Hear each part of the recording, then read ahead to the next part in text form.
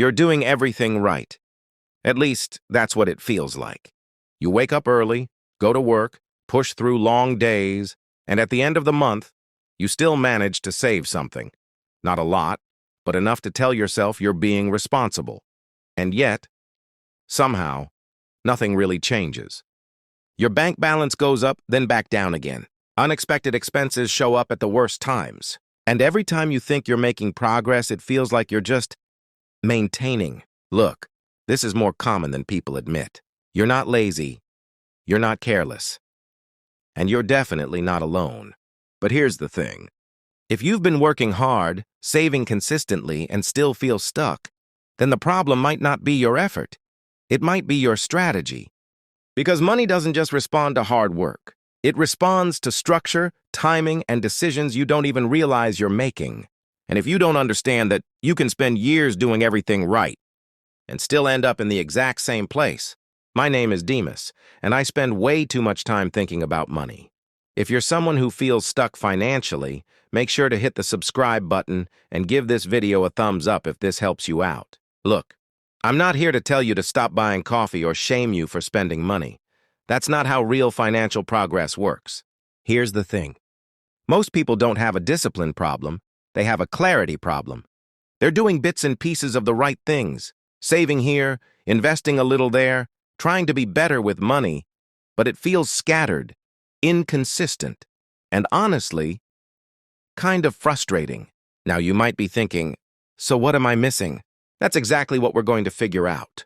Because once you understand how money actually works, not just the advice, but the structure behind it, you start to see why some people move forward quickly, while others stay stuck for years. And no, it's not luck. It's not talent. It's knowing which moves actually matter and when to make them. Look, most financial advice sounds good on the surface. Save more.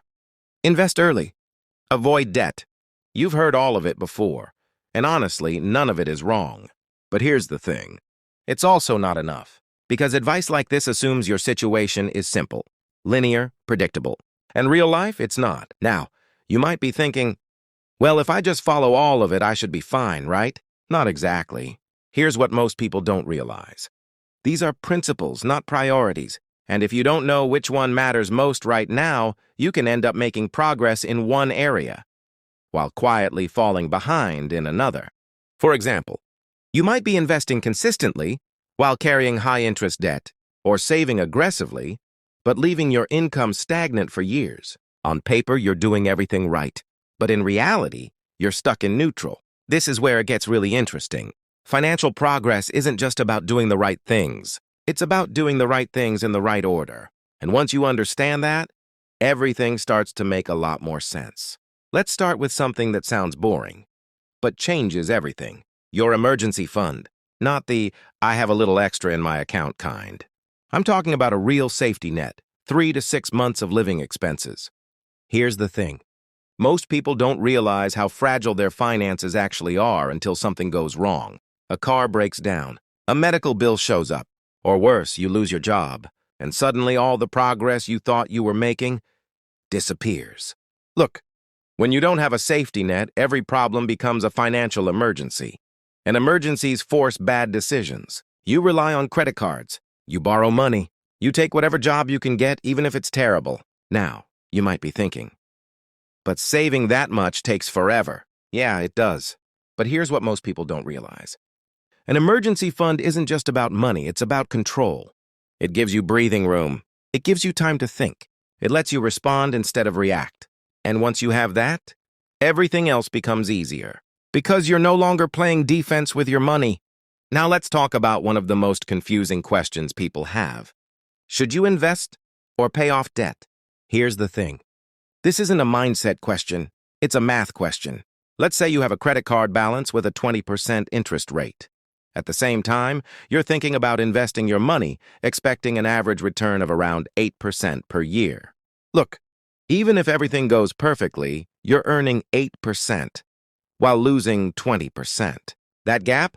That's not small. That's you moving backwards, just more slowly than before. Here's what most people don't realize. High-interest debt is quietly working against you every single day. It compounds just like investments do, but in reverse. Now, you might be thinking, but investing feels like I'm building wealth. And yeah, it feels that way. But paying off high-interest debt? That's a guaranteed return. No risk, no volatility. You're not just clearing a balance. You're removing pressure from your future. Because once that weight is gone, every dollar you earn starts working for you, instead of fixing your past decisions. Now let's talk about something that doesn't get enough attention, your savings rate. Not just whether you save, but how much you're actually keeping. Here's the thing. Saving 10% of your income is a good start. It shows discipline, it shows intention. But if you really want to create momentum, you need to push beyond that, closer to 20% or even 30%. Now you might be thinking, that sounds unrealistic? And yeah, depending on your situation, it might feel that way at first. But here's what most people don't realize. Your savings rate is one of the few things you can control directly, and it has a massive impact on your future. Let's say you earn $3,000 a month. At 10%, you save $300. At 25%, you save $750. That difference might not feel huge right now, but over time, it changes everything. This is where it gets really interesting. It's not just about the money, it's about the habit you're building. Because if you can learn to live on less now, while your income is still growing, you create a gap between what you earn and what you spend. And that gap, that's where wealth begins. Now let's talk about investing, but not in the way most people expect. Because the biggest mistake isn't picking the wrong stock, it's waiting too long to start. Here's the thing. People love the idea of investing. They watch videos, read articles, compare strategies. But when it comes to actually putting money in, they hesitate. They're waiting for the right time, a better market, more knowledge, more confidence. Look, that moment rarely comes. Now you might be thinking, but what if I invest and the market drops? That's a valid concern. But here's what most people don't realize. Time in the market matters more than timing the market. If you invest consistently, month after month, you smooth out the ups and downs. Some months you buy high, some months you buy low. Over time, it averages out. This is where it gets really interesting. Investing isn't about being right all the time. It's about being consistent long enough for compounding to work. Because the real power doesn't come from a single investment. It comes from years of staying in the game. Now let's talk about something most people underestimate. Your income. Saving matters, investing matters. But income, that's what amplifies everything. Here's the thing.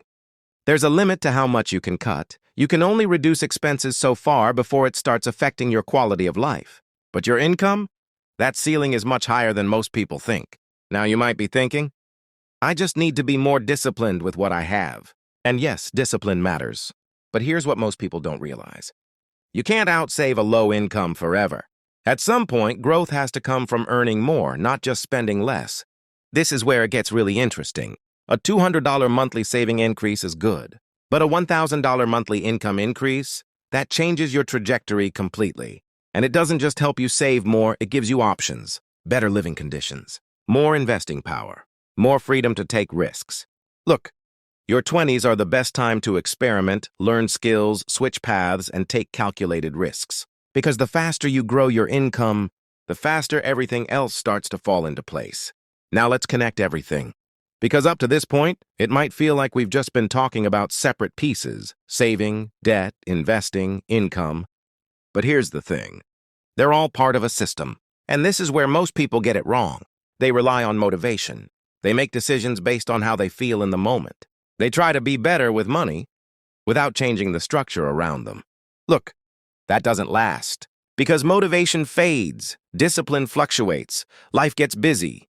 Here's what most people don't realize. Wealthy people don't rely on willpower. They rely on systems. Automatic transfers into savings. Automatic investments every month. Clear limits on spending. This is where it gets really interesting. When your system is set up correctly, progress happens even when you're not thinking about it. You don't have to constantly decide what to do with your money. It's already decided, and that removes friction. It reduces mistakes. It builds consistency. And over time, it creates momentum. Because wealth isn't built from one perfect decision. It's built from hundreds of small, repeated actions that your system makes easier to follow through on. So let's bring this down to something simple and actually doable. Because knowing all of this doesn't matter if nothing changes after this video. Look, you don't need a perfect plan. You don't need to overhaul your entire life overnight. You just need to start moving, deliberately. Here's the thing. Clarity creates momentum. Start by understanding where you are right now. How much you earn, how much you spend, what's actually left at the end of the month. From there, build your foundation. Set a small emergency fund target, something realistic, then grow it over time.